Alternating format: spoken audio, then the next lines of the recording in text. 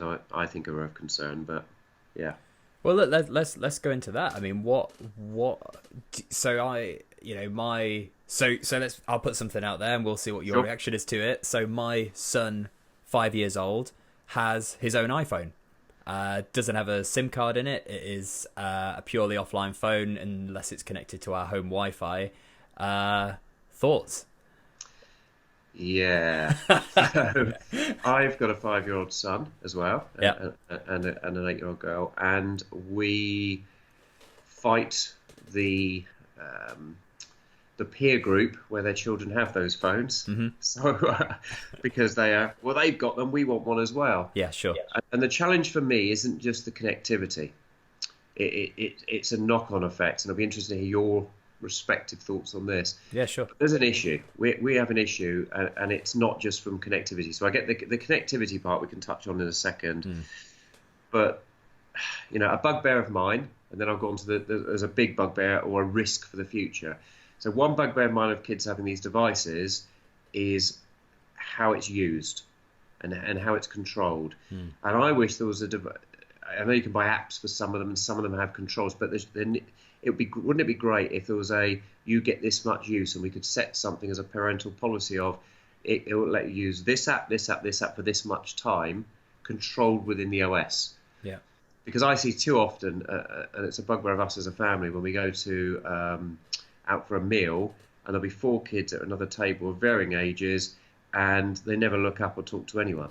Yeah. There's that social interaction problem of getting the balance. Yeah. And I watch it when we take the kids to lessons, whether it be swimming or karate, and people are sat there, and their sisters or brothers, literally the whole time, headphones on, or even at restaurants where they've got the screen up and they're watching a movie. Mm. Well, hang on a minute. This is supposed to be out time, and you just isolated them. You can't get them away from it. It's become an addiction. Yeah.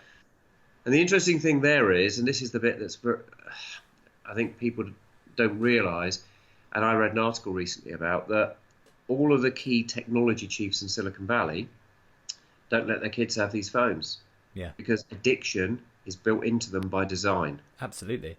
and it's built into the social platforms by design. So there's no wonder adults, and again, if you go to, I get told don't post the picture on social and there's always that dilemma. But I'll take the snap of, at the barbers. There's 10 people there, and 9 of them are on their phones. Yeah. There was no, and that's adults. Yeah. Well, that's adults who've come into this technology and haven't grown up with it because it wasn't around, but have Sure. embraced it.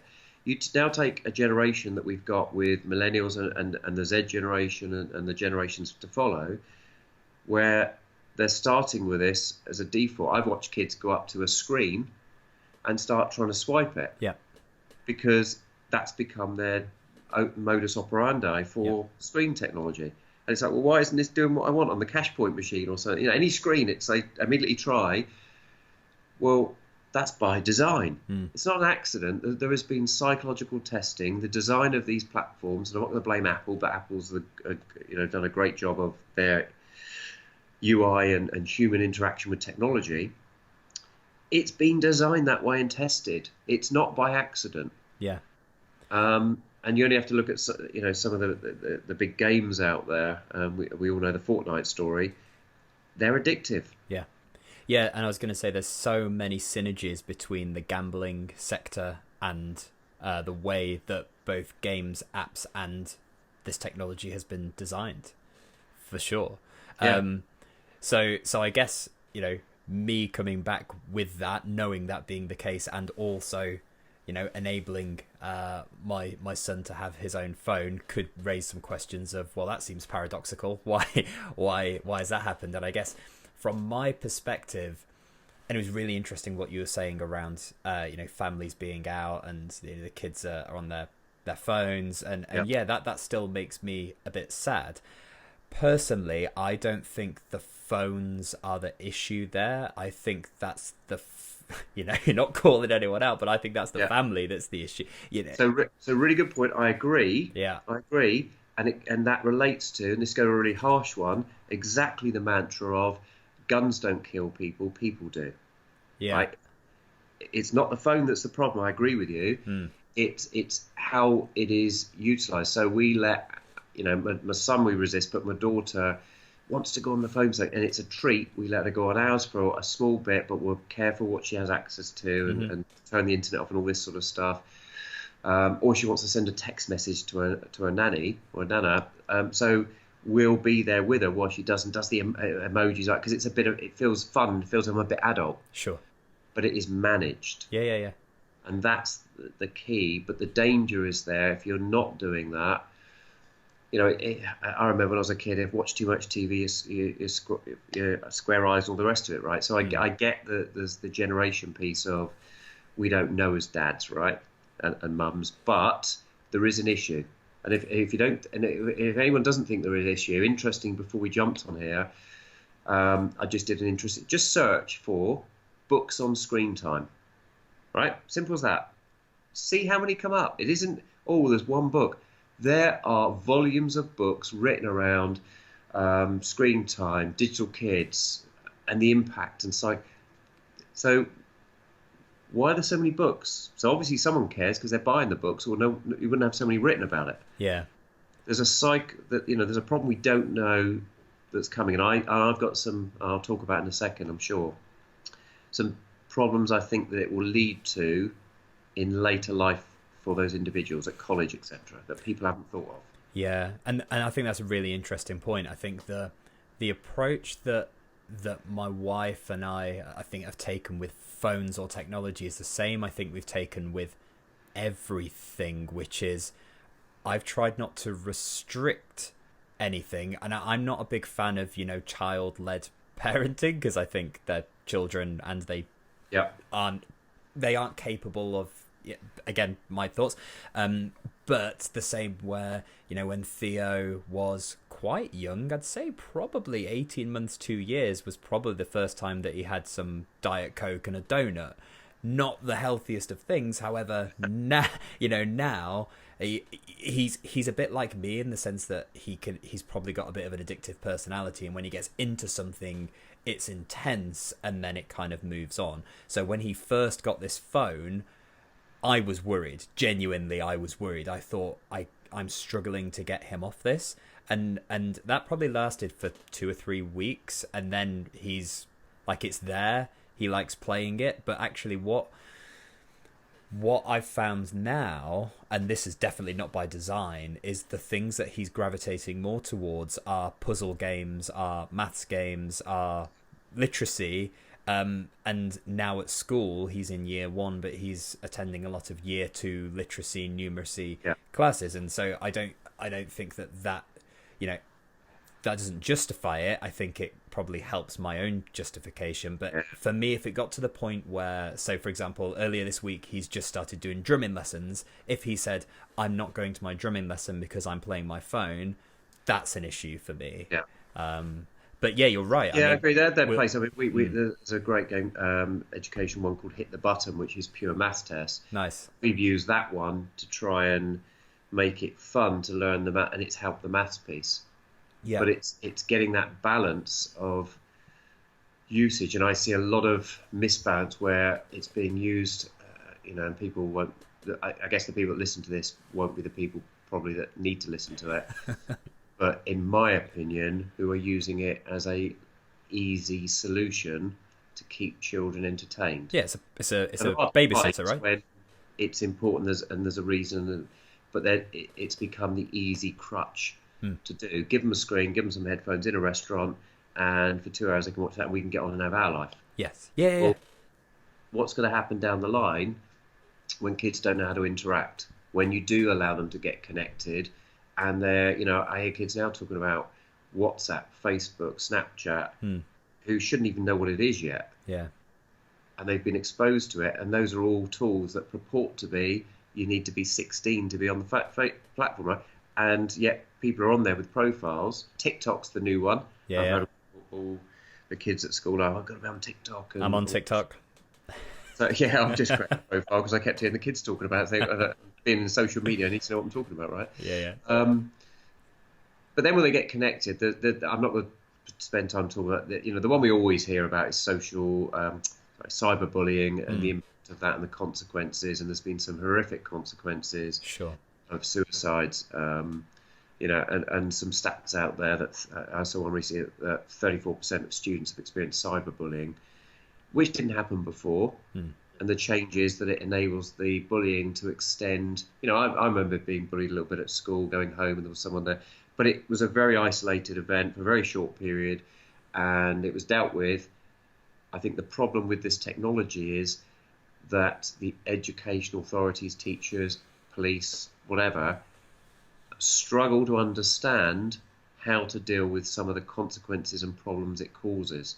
Not that they don't care, not that they don't intend to help, but it's less easy to visible to see, right? If someone's bullying on the school on the way home, someone will sit, or you say something, it's handled, it goes away pretty quickly. Cyberbullying is a lot of this stuff can be under the covers and hidden. As we've heard from parents on some of the horror stories that didn't even know what was going on until it was too late, unfortunately.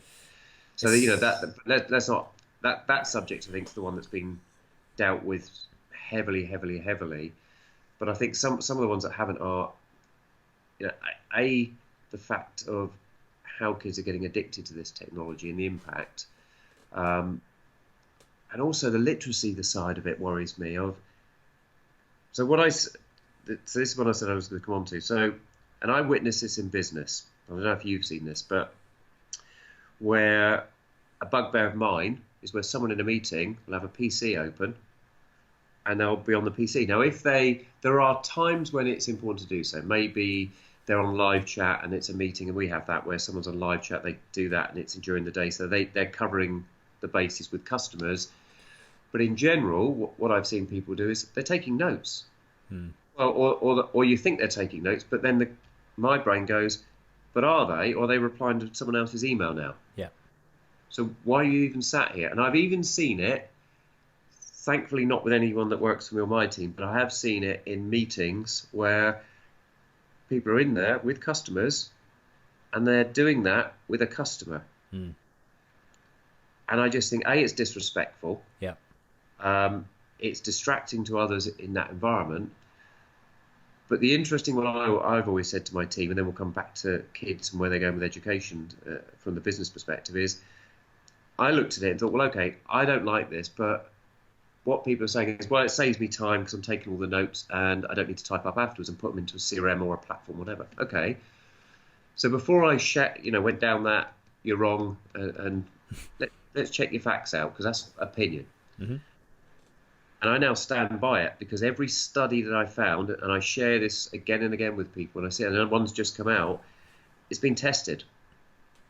And those who key information in, listening, so someone's talking, I'm keying study notes, go back to the students and where I can see this is going, as opposed to those who write it, the retention and the comprehension is consistently lower. And they have tested it with different types of subject, different types of everything. Yeah. And every single study and every single test and every single type of information, the ones who wrote it got better scores, better results, better everything. Yeah, the headline that I always remember is that you're twice as likely to retain information that you've handwritten. And that's the same. And I always, if I remember to, carry my notebook to meetings. To your point, I hate going to a meeting and someone is on a phone and on a laptop. I despise it, especially when I'm dialed into a meeting and all you can hear is a keyboard tapping. And there's a number of times I've had to call that out and say, whoever is typing, please stop, because all I can hear is tick, tick, tick, tick, tick. And I just think either be present in that meeting, or if you're typing away in that meeting, don't be there. There's no point in trying to do both, because you're actually just doing multiple things poorly. And this is where I think the problem is with kids that's coming, right?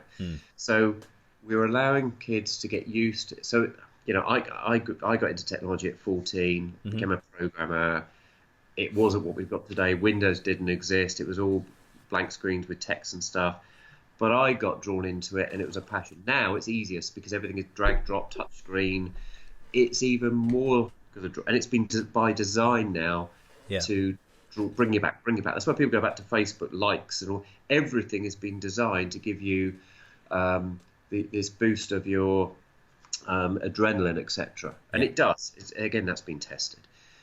But I think the problem is we're bringing, and this is what scares me, youngsters into more and more technology, that they're going to be in student halls going, great, I've got my screen, I've got my tablet, I'm putting my notes in here. The comprehension is going to go down. It's proven to scientifically. And it's because what's been seen is when you're writing, because you can't write that quick, you make notes, you do drawings, you do scribbles, you inherently embed it into your mind understanding by the way you take the notes. When you do a keyboard, there's only one way of doing it. Yeah. And people try and transcribe. So that's the difference. It's you ask me 10 minutes later what's been said, I probably don't know, but I've got the notes I can go back on. Yeah. But it's not gone in, and it won't go in from the notes in the same way, and we're losing something. And I think that's something to be aware of with parents with their kids, that you may not see the impact now. Yeah. But it's going to impact them down the line, because what this leads to is the behaviour isn't the problem, it's the habit.